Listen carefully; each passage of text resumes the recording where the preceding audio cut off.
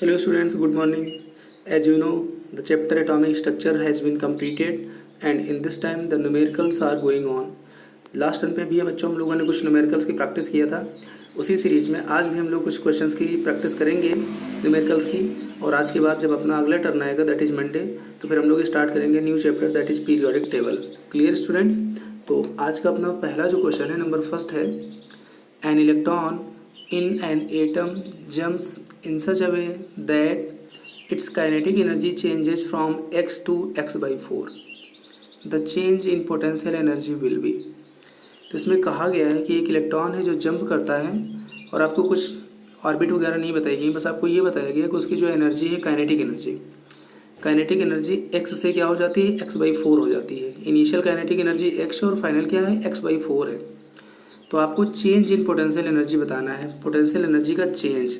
और potential energy का change या कहीं पर भी चेंज हम जनरली फाइंड करते हैं फाइनल माइनस इनिशियल। क्या फाइंड करते हैं? Final minus initial.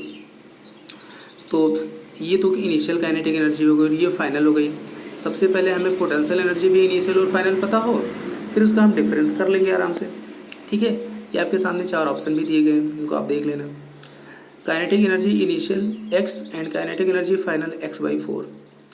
बच्चों, पोटेंशियल एनर्जी का जो मैग्नीट्यूड है वो काइनेटिक एनर्जी का जस्ट डबल होता है बट निगेटिव साइन में होता है।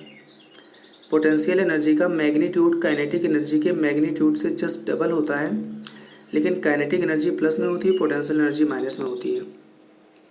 तो अगर इनिशियल काइनेटिक एनर्जी x है तो इनिशियल पोटेंशियल एनर्जी क्या रही होगी, 2x, उसका just double with minus sign.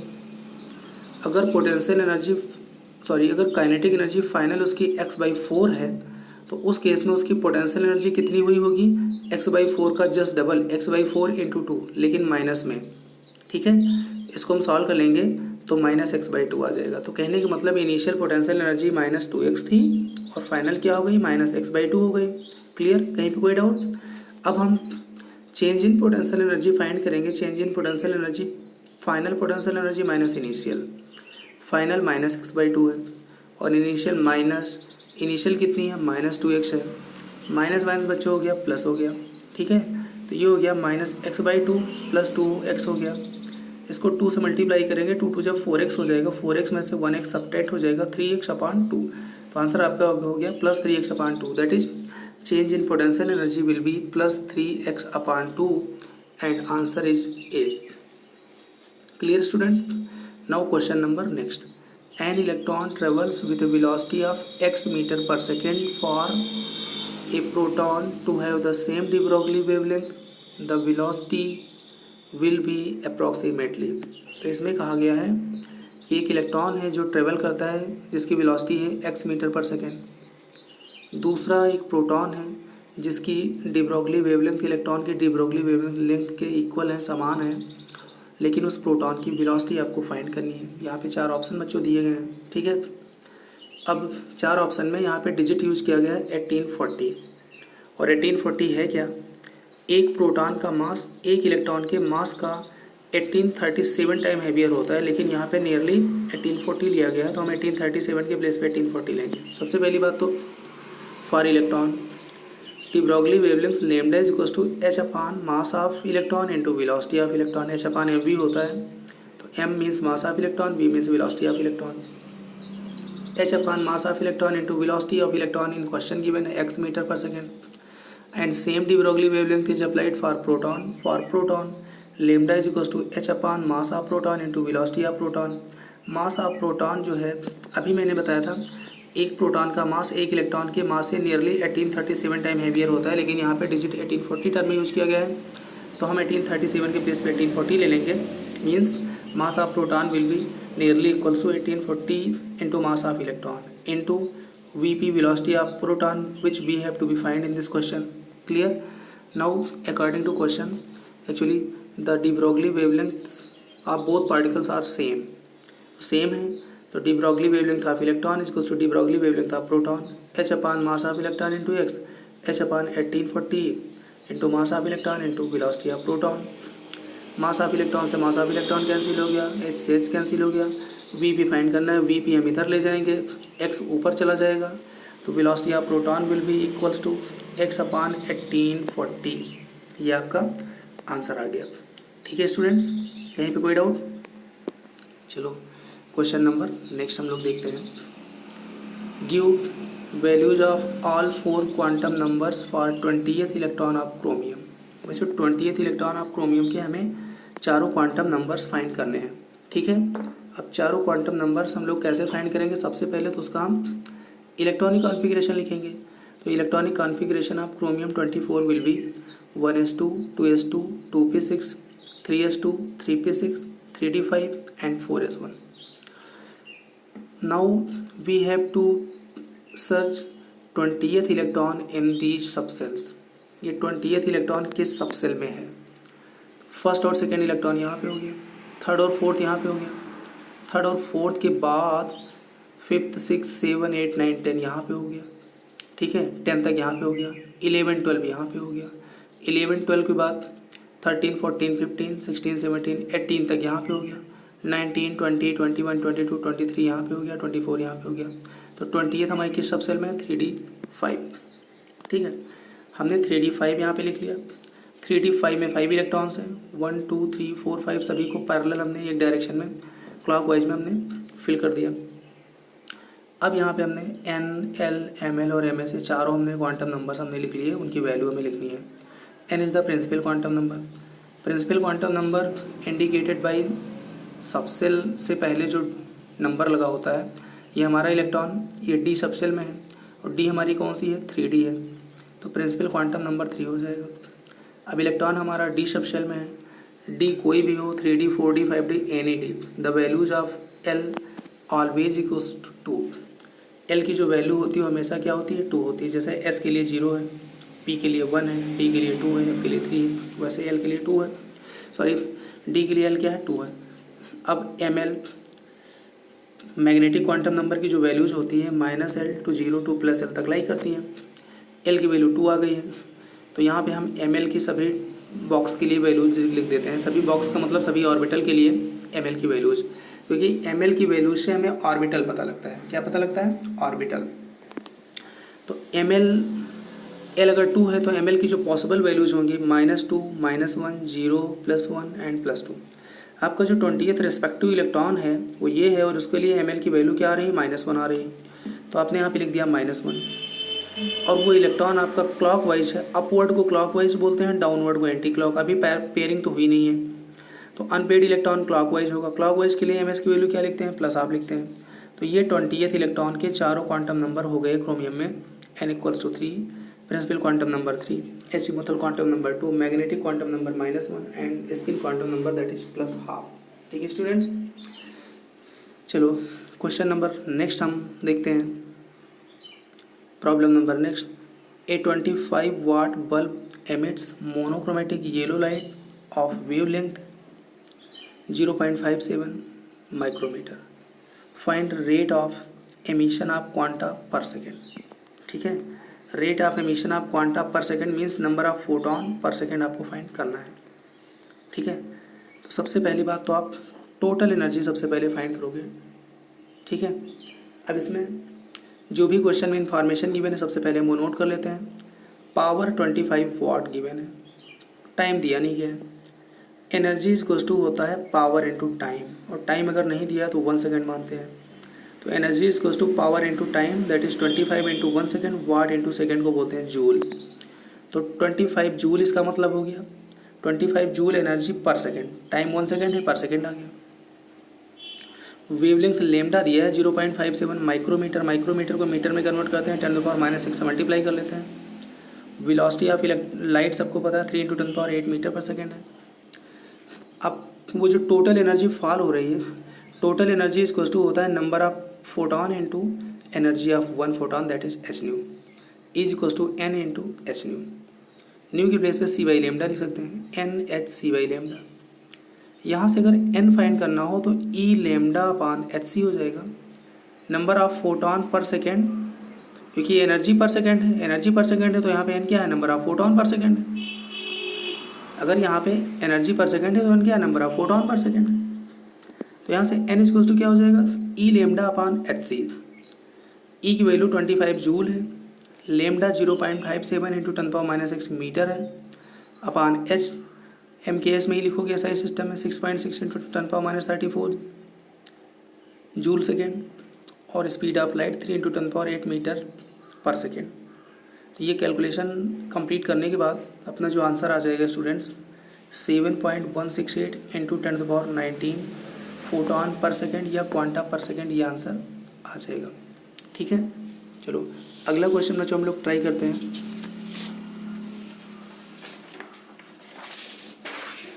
Question number next है, what is the maximum number of emission lines when the excited electron of hydrogen atoms in n=6 drops to the ground state. अगर कोई excited electron है जो कि n=6 orbit में है और वो ग्राउंड स्टेट में आना चाहता है, तो कितनी number of spectral lines form हो सकती हैं वो आपको फाइंड करना है।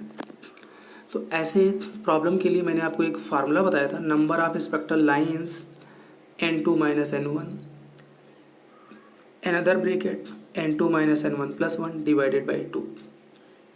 n2 is always bigger value and n1 is always smaller value.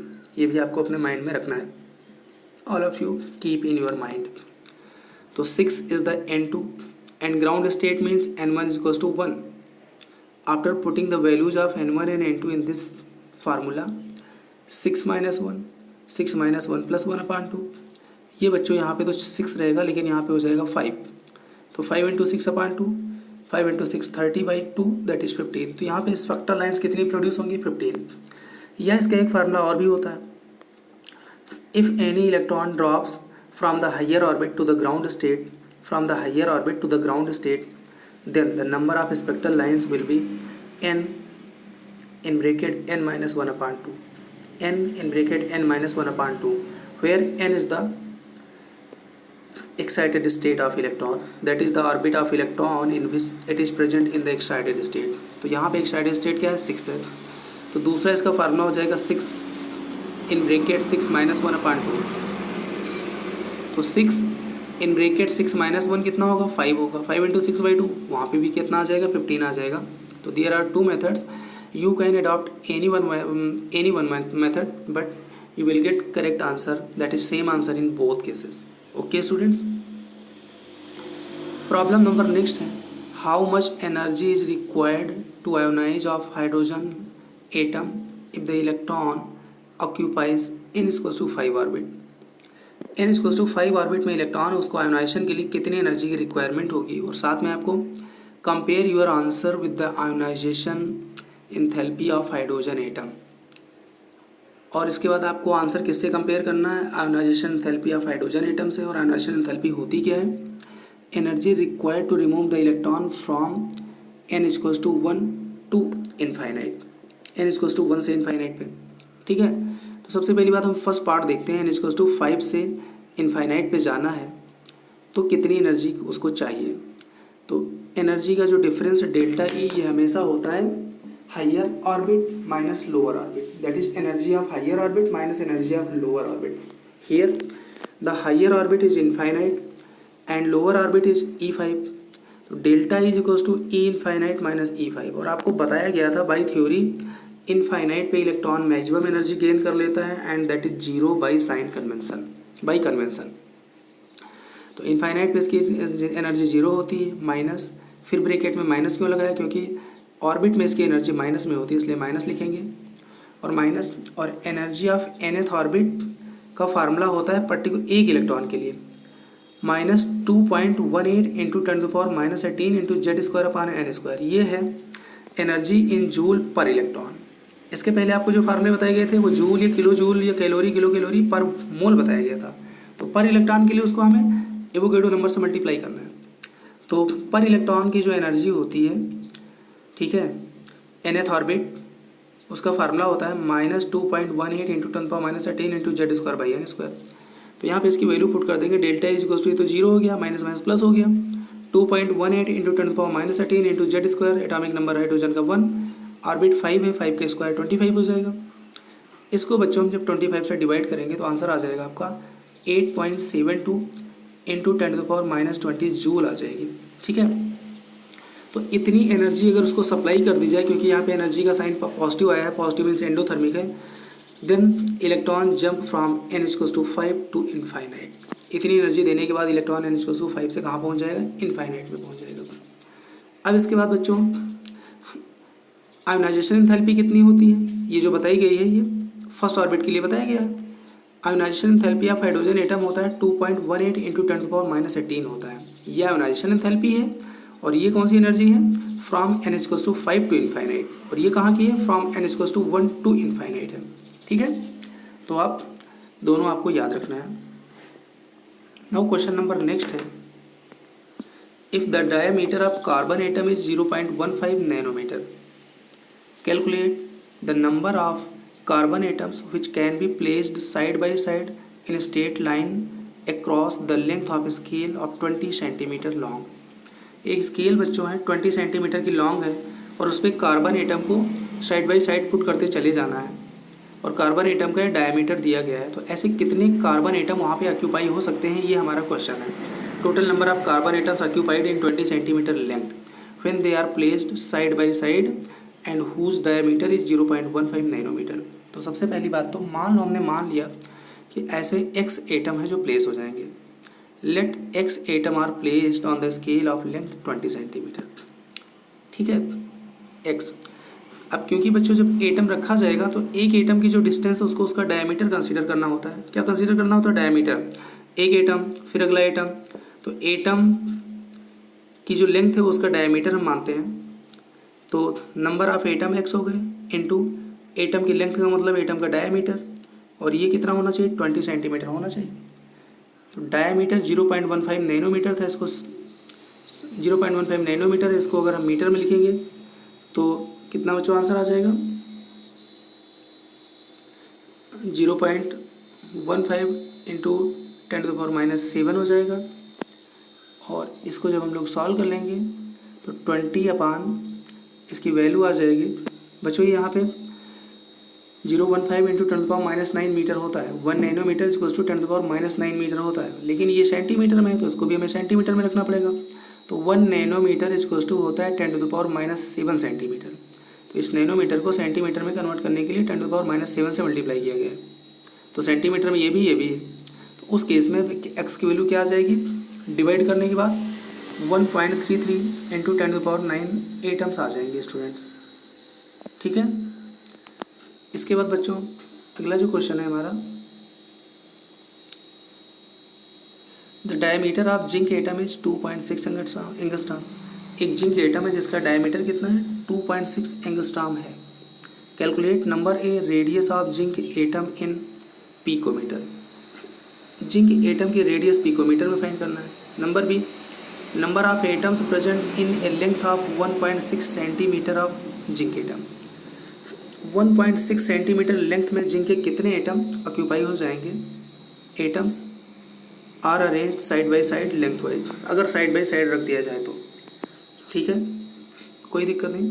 Number A, radius of zinc atom, diameter 2.6 angstrom है तो रेडियस कितना हो जाएगा, half into diameter, half into 2.6 that is 1.3 angstrom. और एक एंगस्ट्रॉम बच्चों होता है 10⁻⁻10 मीटर होता है। ठीक है, तो 1.3 angstrom equals to 1.3 into 10⁻⁻10 metre हो गया। 1.3 इंटू 10⁻⁻10 मीटर हो गया। बच्चों पावर अगर 10⁻12 लाना है तो डेसिमल 2 प्लेस पीछे पहुंचा दोगे। जब 2 प्लेस पीछे पहुंचा दोगे तो ये हो जाएगा 130। 1.3 क्या हो जाएगा, 130 हो जाएगा। अब आप यहाँ पे पावर 10⁻10 को क्या लिख सकते हो, 10⁻12 लिख सकते हो। और 10⁻12 अगर हटा दोगे मीटर से तो ये कन्वर्ट हो जाएगा पिकोमीटर में। किस में कन्वर्ट हो जाएगा, पिकोमीटर में। तो आपका जो आंसर आ गया, रेडियस ऑफ जिंक एटम की पिकोमीटर में आ गई 130 पिकोमीटर।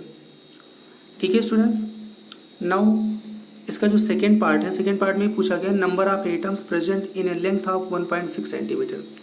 1.6 सेंटीमीटर में कितने एटम ऑक्यूपाई होंगे अगर उनको हम साइड बाय साइड पुट करें। मान लो हमने कि एक्स एटम पुट हो जाएंगे। Let x atoms are present side by side. तो 1.6 सेंटीमीटर किसके इक्वल होगा, number of atom into diameter. Number of atom x हो गया into diameter equals to 1.6 centimetre. तो x equals to 1.6 centimetre upon diameter. बच्चों diameter 2.6 angstrom है, और 2.6 angstrom को जब सेंटीमीटर में कन्वर्ट करोगे तो किससे मल्टीप्लाई करोगे, 10⁻⁸ से मल्टीप्लाई करोगे।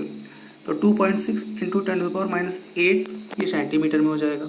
ठीक है, अब आप जब इसको डिवाइड करोगे तो आपका आंसर आ जाएगा 6.154 इंटू 10⁻⁷ एटम्स आ जाएंगे।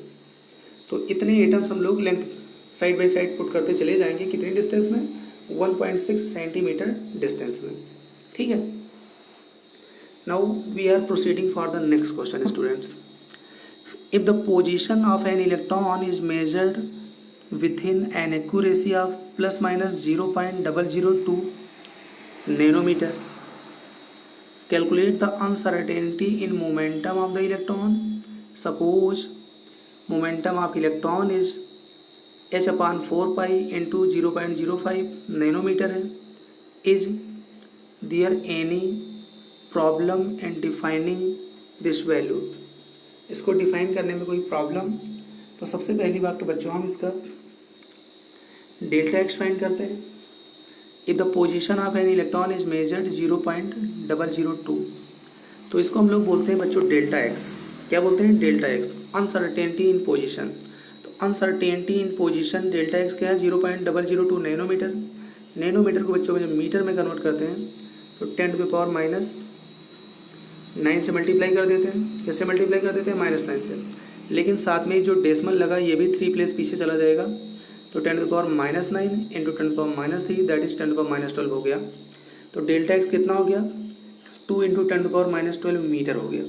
ठीक है, हमारा फार्मूला होता है delta X into delta P is greater than or equals to h/4 pi. Delta X into delta P is equals to h/4 pi. तो यहाँ से ओनली अगर डेल्टा पी फाइंड करना है तो h/4 पाई डेल्टा एक्स हो जाएगा। H की वैल्यू आपको अपने आप पुट करना है, 4 पाई 3.14 है। Delta x uncertainty in position आपने फाइंड किया है, 2 इंटू 10⁻12। ये वैल्यू पुट करने के बाद इनको जब हम सॉल्व कर लेंगे, कैलकुलेशन आप लोग कर लोगे, तो आपका आंसर आ जाएगा 2.638 into 10⁻23 kilogram metre per second. तो ये बच्चों आ गया आपका delta p, change in momentum आ गया। ठीक है, अब आपको calculate the uncertainty in momentum. Change in momentum means uncertainty in momentum. ये अनसर्टेनिटी इन मोमेंटम आ गया है। ठीक है, और इलेक्ट्रॉन का जो मोमेंटम दिया गया है h/4 पाई 0.05 नैनोमीटर दिया गया है। इसको जरा हम एक बार फिर से कैलकुलेट कर लेते हैं। Momentum of electron h/4 pi into 0.05 nanometre. इसको बच्चों जब मीटर में कन्वर्ट करेंगे तो नैनोमीटर को 10⁻⁹ से मल्टीप्लाई करोगे, साथ में डेसिमल भी 2 प्लेस पीछे ले जाओगे, तो होल वैल्यू 10⁻11 से मल्टीप्लाई करना पड़ेगा आपको। एच की वैल्यू पुट कर दिया, 4 पाई की वैल्यू पुट कर दिया, और इसकी मीटर में वैल्यू पुट करने से आपका जो मोमेंटम आ गया, कितना आ गया, 1.055 into 10⁻24 kilogram metre per second. तो रिजल्ट क्या आ गया, actual value of momentum is lesser than the uncertainty in momentum. ये बच्चों एक्चुअल वैल्यू है। इसके पहले जो आई थी वो अनसर्टेनिटी वैल्यू आई थी। तो actual momentum is less than uncertainty, actual momentum कम आ गया और अनसर्टेनिटी मोमेंटम की वैल्यू क्या है, ज़्यादा है। यही आपको बताना था। आगे प्रॉब्लम नंबर नेक्स्ट है students, work function of caesium metal is 1.9 electron volt. Work function का मतलब जानते ही हो, the amount of energy required to remove the most loosely balance electron from the metal surface. Work function of caesium 1.9 volt electron volt है। Calculate number A the threshold wavelength, number B the threshold frequency, number C if the cesium metal is irradiated with a wavelength of 500 nanometer then kinetic energy and velocity of ejected electron आपको बताना है। तो सबसे पहली बात तो हमारा एक फार्मूला होता है V equals to nu lambda, V equals to nu lambda, या C इक्वल्स टू होता है हमारा nu lambda. Then lambda equals to क्या हो जाएगा, C/न्यू हो जाएगा। लेमडा इक्वल्स टू C/न्यू, लेकिन लेमडा नॉट अगर लिखेंगे तो C/न्यू नॉट लिखना पड़ेगा। सी की वैल्यू है 3 इंटू 10⁸ है, और न्यू नॉट मतलब थ्रेशोल्ड फ्रीक्वेंसी है। थ्रेशोल्ड फ्रीक्वेंसी बच्चों इसमें क्वेश्चन में आपको दी गई है,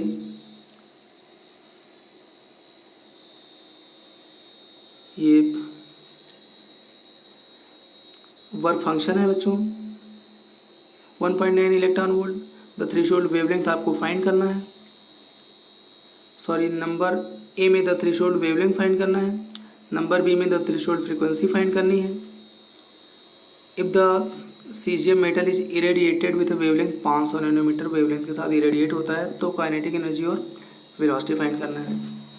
ठीक है बच्चों, number A lambda naught is equal to हो गया हमारा C upon nu naught. C है न्यू नॉट की वैल्यू बच्चों क्वेश्चन में गिवन होगी, आपको न्यू नॉट की वैल्यू क्वेश्चन में गिवन होगी तो आपका आंसर आ जाएगा लेमडा नॉट 654 इंटू 10⁻⁹ मीटर या 654 नैनोमीटर आ जाएगा। कितना आ जाएगा? 654 नैनोमीटर। अब nu naught is equal to होता है डब्लू नॉट अपान एच, क्योंकि W naught is equal to H nu naught, then nu naught is equal to क्या हो जाएगा? डब्लू नॉट अपान एच हो जाएगा। डब्लू नॉट वर्क फंक्शन है, work function कितना है? 1.9 इलेक्ट्रॉन वोल्ट। 1.9 इलेक्ट्रॉन वोल्ट को जूल में लिखोगे तो 1.6 इंटू 10⁻⁹ से मल्टीप्लाई करना पड़ेगा। अपान एच की वैल्यू कांस्टेंट है, कांस्टेंट आपके पास खुद पता है आपको, तो इसकी वैल्यू पुट कर दोगे तो आंसर आ जाएगा 4.587 इंटू 10⁻14 सेकेंड आ जाएगा। ये आ गई आपका सेकेंड पार्ट भी, थ्रेशोल्ड फ्रीक्वेंसी आ गई। क्या आ गई? Threshold frequency. सी पार्ट में आपसे पूछा गया है काइनेटिक एनर्जी एंड वेलोसिटी कब? जब वेवलेंथ 500 नैनोमीटर हो। तो बच्चों जब 500 नैनोमीटर वेवलेंथ होगी तो समय एनर्जी कितनी होगी? Is equal to H C by lambda होती है। ठीक है, kinetic energy of photo electrons जो होगा वो absorbed energy minus threshold energy. Absorbed energy H C by lambda होगा और थ्रेशोल्ड एनर्जी का मतलब उसका वर्क फंक्शन डब्ल्यू नॉट हो जाएगा। Absorbed energy H C upon lambda, lambda is the wavelength of absorbed और इंसिडेंट लाइट। एच की value put कर दिया, सी की वैल्यू पुट कर दिया। लेमडा 500 नैनोमीटर की वेवलेंथ की लाइट जो है एमिट स्ट्राइक हो रही है, तो 500 इंटू 10⁻⁹ क्योंकि मीटर में कन्वर्ट करना है, माइनस इसका वर्क फंक्शन, क्योंकि वर्क फंक्शन यहाँ पे 1.9 इलेक्ट्रॉन वोल्ट है, इसका जूल में क्या होगा? इंटू 1.6 इंटू 10⁻⁹ हो जाएगा। इसको सॉल्व करने के बाद सब्ट्रैक्ट करेंगे तो आंसर आ जाएगा 9.36 इंटू 10⁻20 जूल। तो 9.36 into 10⁻20 joule, this is the kinetic energy of ejected electron students. लेकिन अब आपको काइनेटिक एनर्जी के साथ साथ वेलोसिटी ऑफ इलेक्ट्रॉन भी फाइंड करना है, तो काइनेटिक एनर्जी का फार्मूला होता है हाफ एम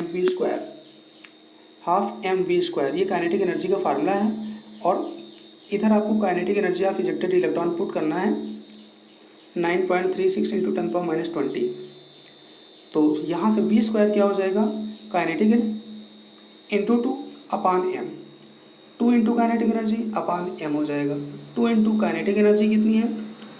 9.36 है, इंटू 10⁻20 है, अपान एम। एम क्या है? मास of electron. Mass of electron बच्चों क्वेश्चन में तो गिवन नहीं है, तो आपको अपने आप खुद लिखना है। कितना होता है? 9.1 इंटू 10⁻31 किलोग्राम होता है। यहाँ से आप इसकी वैल्यू सॉल्व करोगे और या फिर आप दोबारा इसको लिख सकते हो, v इक्वल्स टू क्या हो जाएगा? इस पर पूरे पर रूट आ जाएगा, रूट 2 इंटू 9.36 इंटू 10⁻20 अपान 9.1 इंटू 10⁻31। इसको बच्चों सॉल्व कर लोगे। सॉल्व करने के बाद जब आप इसका रूट ले लोगे तो रूट आपका आ जाएगा 4.53 into 10⁵ metre into second inverse. 4.53 into 10⁵ metre into second inverse. तो ये बच्चों आपके तीनों पार्ट हो गए। आपसे क्या क्या फाइंड कराया गया था?